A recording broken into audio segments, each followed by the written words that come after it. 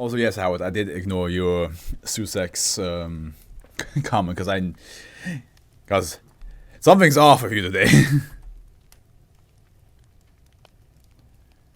Bediver is no, that's not his name, is it?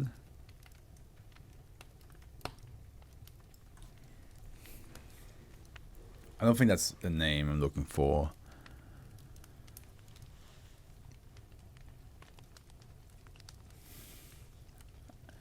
Who knows? I'll look it up afterwards. We got 2 more SCPs to read though. Henry, how are you doing over there? Let's have a little shot on Henry right now. Look at Henry, how happy. Look how happy he is. He's seeing you guys. He sees how happy you're chatting with him. Oh, I'm googling it and it says Bediver returned Excalibur to the lady in the lake. Oh, is that okay? That's his name. I legitimately thought it was a different name.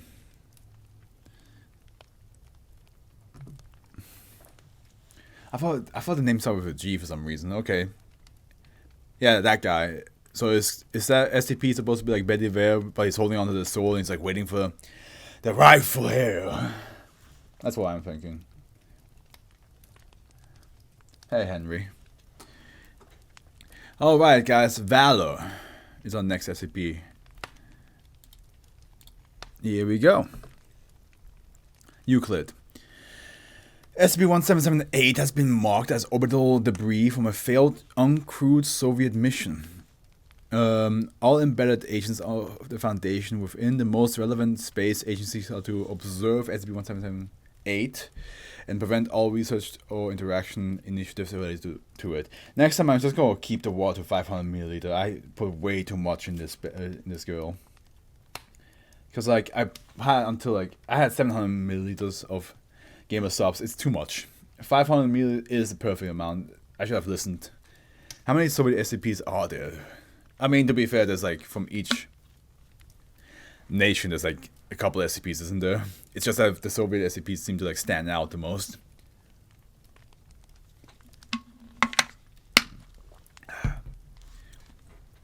Like there's a bunch of Chinese SCPs. There's a bunch of like SCPs connected to like known places like NASA and all that stuff. So yeah. All embedded agents of the Foundation within the most relevant space agency are to observe SCP-1778A. I read that already. The different recovery and disposal measures are being studied at a time and remain pending approval from Level 4 authorities until possible future connections with SCP-1778 are established.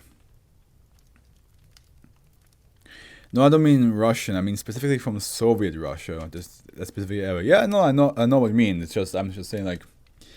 I feel like in general, general speaking, country-wise and history-wise, there is a high repetition with SCP. Like, there's been a couple, like as you said, Soviet times, but there's also like been a couple like Nazi Germany SCP stuff and a lot of like medieval times as well.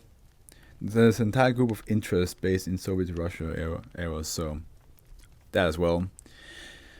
I'm not really like surprised about the Soviet Russia being like a repeated thing. Like if you think about it again, there's also a lot of Nazi Germany repeated SCPs in this as well. Like if I recall, I recall at least a couple of them. GRU Division P, yeah. MDF Beta 3, Blue Danube. Is that how you say it? Or the team remains in standby for these operations. SCP-1778 is to date the only known spaceship of the Soyuz 7K-L2 series, designed by Redacted and placed in orbit in 1966 as part of the special program developed and financed by the Psychotronics divisions of the Russian main intelligence directorate GRU with unknown aims. Here it is. SCP-1778 currently remains in low Earth orbit. It has been contacted from different points of the surface of the Earth since its discovery through brief radio exchanges with unknown interlocutors. Only those exchanges initiated through the methods deployed by these I don't know how to say interlocutors will receive an answer from SCP-1778. See documents TL1, TL2, TL3. There was an entire Cold War happening during the World War, so sites fall into some. Okay, I gotcha. While flying over the territories of the former Soviet Union, SCP-1778 seems to behave as any satellite or orbiter. However, in the moment of passing over the prime meridian, SCP-1778 decelerates through unknown means and adopts an orbit that it takes in the opposite direction, then accelerating rapidly until it reaches meridian 170 degrees when it resumes its previous orbit in speed. During this period, SCP-1778 accelerates until it reaches an estimated speed of 0.09 C, with transmissions of anomalous nature during these 0.3 seconds being emitted from it. While it has been hypothesized that these transmissions do contain information, all attempts at deciphering thus far have failed. And then we have TL1. Transmission log 1. SCP-1778 was detected the first time in 1966 thanks to the interception of a message emitted from Expunged within the German Democratic Republic and came to the attention of Foundation agents through multiple contacts within the Kasernite Volkspolizei. Yeah, People's Police, yep. Stadtpolizei, sorry.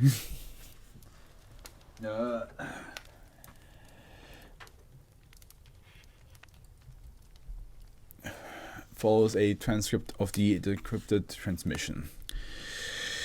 Okay, unknown, unintelligible, 13 seconds. Alright, your code, please. Unintelligible, 3. Although, maybe... Oh, copy, wait a minute. According to redacted land-based observatory, SCP-1778 accelerates and adopts a reverse orbit for 0.06 seconds. Unintelligible, 3 seconds. Please, stop doing that, you know it hurts. Unintelligible, 17 seconds. Yes, I understand. That's why I'm here, right? Unintelligible, 20 seconds. Well, I do appreciate a bit of company. It gets lonely up here. By the way, as far as I can read, you were right to call. This is an emergency. You will have troubles with this one, comrade. I suggest you get your hands on some sulfur. It looks like they don't like it. Unintelligible, 3 seconds. I don't know. It doesn't say anything about that. Just in case, get as much as you can find. Unintelligible, 5 seconds. Wait, please. Hold for a moment. You have to tell my wife about... Transmission ends. Nah. You have to tell my wife... Closing statement. This transmission made use of an anomalous techniques for the Foundation had no access to at the time of interception, and therefore its origin could not be tracked. All messages emitted by the unknown interlocutor have been impossible to decipher to date and seem to be the result of an experimental encoding procedure developed by the closed subdivision within GRU-P, from which the Foundation had no previous knowledge. However, the acquisition of kilograms of sulfur dioxide and liters of hydrogen sulfide gas expunged factory in the outskirts of Berlin Mitte, which is Berlin Mid. Unfortunately, the reasons which prompted SCP-1778 to recommend the use of substances containing sulfur remain unclear. Transmission log 2. This SCP-1778 transmission was detected in 19 by several Foundation agents dedicated to the supervision of GRU-P activities in the Baltic Sea, which led them to locate its broadcast location at the mouth of River Daugava, Riga, Latvia. Unintelligible, 42 seconds. No. Unintelligible, 2 seconds. I said no. Do you know for how long I've been up here? Probably not, since they would never tell the field agents. Ask your senior officer comrade. Ask him.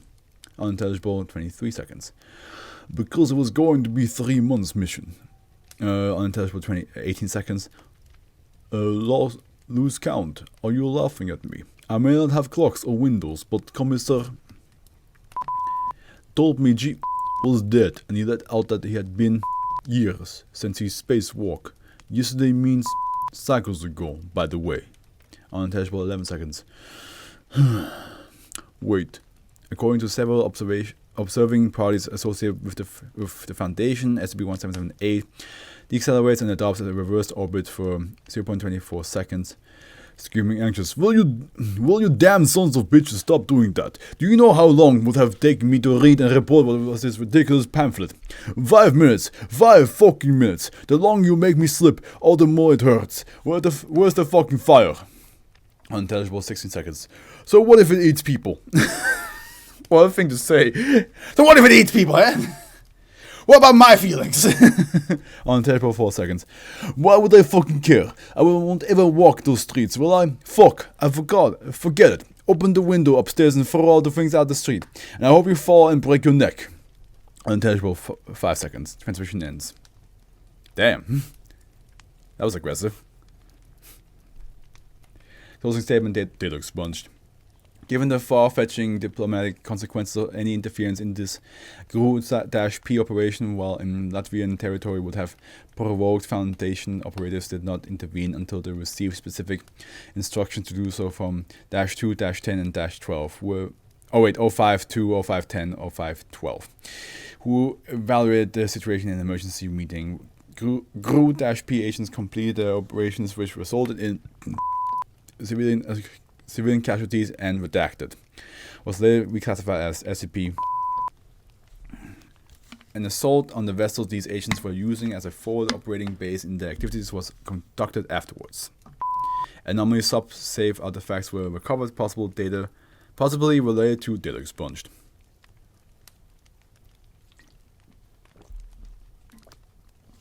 Which might have been used to establish a safe and qualified communication with SCP-1778, as well as several documents detailing codes, operational security protocols, and operating handbooks related to the artifacts.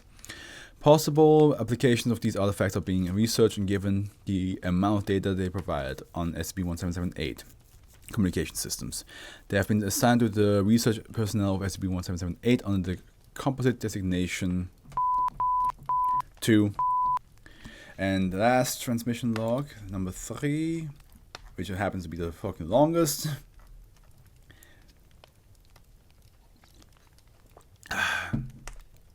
Well, false is a... Let me just finish this.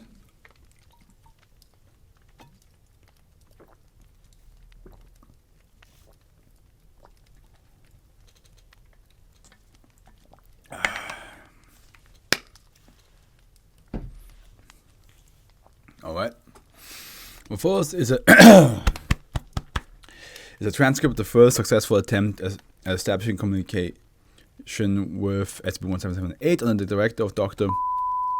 Thanks to her efforts in the understanding and operation of 2 through methods within tolerable ethical behavior as defined by the Ethics Committee. At the time of this exchange, SCP-1778 had been orbiting the Earth for years. Alright, so we have the Doctor. Data expunge, auto sensor level, HC3 researcher only. Hello, 7KL2, do you copy? Over. SCP-1778 remains silent for 9 seconds. Almost there, man. Oh no, I'm good. Tomorrow's gonna be a bitch, though. Muffled voice. Not now, Volya. Dad is trying to sleep. 7KL2, we are attempting to establish a radio exchange with you from Earth. Please respond. Over. I don't want to play cosmonauts now, Volya. Go to your mother, will you? I will give you one little chocolate bars later, yes? SCP-1778 remains silent for 3 seconds. Muffled voice. Good man. SCP-1778 seems incapable of properly evaluating the origin of the Foundation's transmission for 3 minutes. Mission abort is suggested due to technical reasons, but Doctor requests the continuation of this attempt, recurring to anomalous transmissions with memetic or cognitohazardous content if necessary. To obtain an answer, however, at the end of the 3 minutes interval, SCP-1778 reestablishes contact on his own without new interventions from the contact team. Oh wait, Anatoly isn't here. That's not Anatoly speaking to me. Who is this? 7KL2. 7KL2. Oh, sorry, shot, fuck, yeah, memetic. Did I say memetic? Transmission with memetic. Old habits!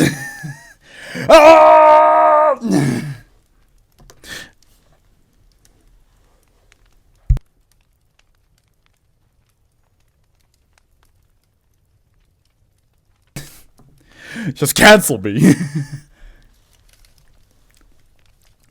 7KL2, confirm. Can you hear us? SCP-1778 remains silent for 6 seconds. Hello? 7KL2, confirm. Can you hear? Who are you? I'm sorry, we prefer to remain anonymous at the time. Who am I speaking to? I repeat, who are you? Would rather not disclose this for the moment. What is your name, 7KL2? Volya. Well, is that Volya or is that Volya? I think it's Volya. It's a pleasure to finally meet you, Volya. You are not from the division, are you? I'm afraid not. Right. It's been so long since the subject remains silent for 13 seconds, possible sobbing muzzled. Oh, good God, I've been here so long I didn't even remember what was like to talk to someone who is... It took us a while to figure out the method used to communicate with you, but we don't know how they managed to keep you alive in orbit for so long, Volya. Are you alright? I'm alive. Didn't have the courage to do it, you know.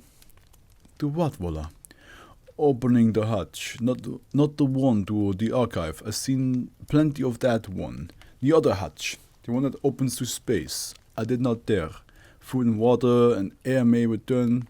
My own body may return, but I remember. They told me I would not remember. Do you understand? It would be the same minutes every day for 3 months and then... Wait please, what file? You do not know yet. Well, I guess it's the same. It's a network of modules connected through the station the division placed in orbit. I am nothing more than the archivist. They thought they could place everything they knew in a safe orbiting the Earth. There are more modules than yours then. Are they connected to it? I was never told the details about them and there's no information on them up here. I have looked, but yes, the station is a gateway. It was launched with the other modules that remain physically detached quite a long time ago, before I was launched. I've often wondered who had the idea. It's been so long. Years at least, correct? I'm afraid I can't. It has. I have been reading, I have been learning. There are novels and tales and encyclopedias up here. There are reports of many division activities too. Some oriental breathing techniques are wonderful in zero gravity, you know. I've not wasted my time. There are manuals and books on pretty much every data expunged you could imagine, too. From one of them, I learned how to make a clock of sorts quite a long time ago that would survive the transition. Using foodstuff, no less. Not that it matters, I had enough chocolate bars before they started replicating. At least... decades, am I correct? Something like that. We'd rather not go into detail. Then I guess I'm in exile now. I can never return home. No home to return to. When you say transition, are you referring to the process that altered your module's orbit? That's how the slips look like then. I was curious about that. Yes, the displacement is painful, unexpectedly, so if what my superiors told me all those years is to be believed. They hoped it...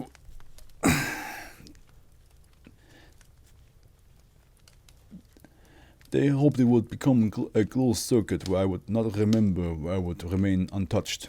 Vigilant, young, idealistic and loyal to the Union and the Division, living the same minutes once and over again. That sort of thing. But by activating forced displacement or slips, as we came to call them, time dilated within the capsule somehow. Very practical to them. when they were in a hurry or they wanted to educate me. Do you have any information that we may use to extract you and salvage your ship? I might, actually. Is the division still active? Please, tell me what you need. Do you have any information on data expunged? Stand by, please. Doctor and redacted, who saw the operation through the teleprompter, agreed to reveal information about data expunged in order to negotiate its recovery and access to the alleged GRU Division -P archive. Doctor receives authorization to negotiate in the name of the Foundation. It would be crazy if they actually saved this guy somehow. Deal. What do you propose? Sorry, man. My stomach's... Thank you. First, unintelligible 5 seconds. SCP-1778 decelerates and plots a reverse orbit for 0.13 seconds. In this occasion, SCP-1778 does not resume its original orbit. Instead, it remains in an apparently geosynchronous orbit over the Kamchatka Peninsula for 13 hours, 15 minutes, and 20 seconds, after which it resumes its original orbit and contact is re-established. Screams, unintelligible screams. Oh god. Volya, do you read me? Screams, redacted for brevity. Shit. Whatever thing kept him up there. Either recontacted with him, or was always listening in and realized like, oh, you want to save this guy? Closing statement. SCP-1778 kept broadcasting a transmission entirely composed of screams, weeping, and imprecations for 32 minutes with no sounds to receive or be aware of the Foundation's transmission, moments at which it passed over the prime meridian and returned to its original position as usual. To date, no further contact with SCP-1778 has been achieved. Doctor and her team are attempting to devise a new contact method and a technique to extract SCP-1778 from its orbit or proceed to a scouting and recovery operation through the use of data expunged, as it was pointed out by SCP-1778 that there might be a way to access it through redactors per previous expungement. Recent observation by MTF Beta 3 confirmed the hatch on the surface of SCP-1778 remains closed. And then all other intercepted transmission logs from SCP-1778 remain classified as Level 3 secret. For further data on SCP-1778 or 2. Request an appointment with the current head researcher for SCP-1778. Due to the technical complications that occurred during the event of TL-3, 2 have been reclassified as SCP Euclid. Man, that sucks for Volya. He was about to be saved. He was stuck in this, what seemed to be like a keeping him mortal against his own will in a space orbit. Being aware that like time like goes on, but like he will never really die. He will just be forever up there alone. And this time, I know the Foundation was not like that was not the priority to save him. It was not the priority. They wanted the archives, but like they wanted to like get him out and like you know get him and just create like physical contact with him and then get him out of that thing. And then the moment he tried to like just spill the beans a little bit, just be like, oh yeah, all you gotta do is this. I'm surprised he had the willpower to stick around and not just die. I feel like whoever put him in there would have found a way that he would not be able to die to begin with.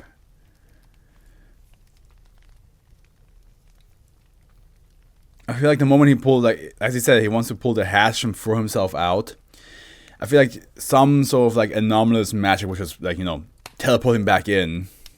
So he would just not be able to die. It's kind of like I have no mouth but I must scream, where the AI entity keeps those 5 people alive. Even if they want to kill themselves, it would always find a way to stop them from doing that. And the only time it couldn't is when it was like distracted for like a very split second, but then like the last survivor that you know killed off all the other people to like finally save them from the torture. He then was transformed into this like slime thing at the end. So I see this. I see it as the same way. It's like this case of like I have no mouth when I'm a scream entity that just keeps him alive no matter what he tries, and unless they would not pay attention, which doesn't seem to be likely, seems to be always listening in. I think whatever keeping him alive probably also does so with his own will as well, like his self-preservation instincts are exasperated. Yeah, I think so as well. It's a very sad fate. Like he's just floating up there by himself. Maybe even going a little bit insane, because like as we saw with when he talks to the Foundation for the first time, he thinks that it's like his daughter or maybe like somebody like his wife talking to him, like one or the other, right? Like he was like, "Oh, not now, Tola. I don't have to. I cannot be with you right now." Something like that. Like I think he is at a point of like just like he lost himself, and the moment he had a glimpse of hope of escaping this hell that whatever the being is that put him up there came into his mind, he immediately got punished for it. It's pretty fucked up. It's a pretty good one though. At first I was a bit confused. I was like, what? I'm not sure, like it's sort of just like a thing orbiting around and there's a guy in it. But now we know it's like this, it's like whatever put him up there is pretty messed up, has a pretty messed up mind. Keeping him alive for who knows how long. He even says it has been like at least double-digit years. It could have been from like 10 years to like 90 years, who knows. I didn't really understand what it was properly until the addendum. Same here.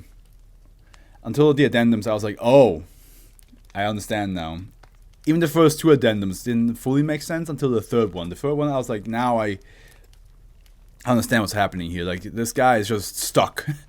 And he just wants to get out. But whatever is keeping him there is making sure he protects the archive and he's not allowed to leave. Which is just so messed up.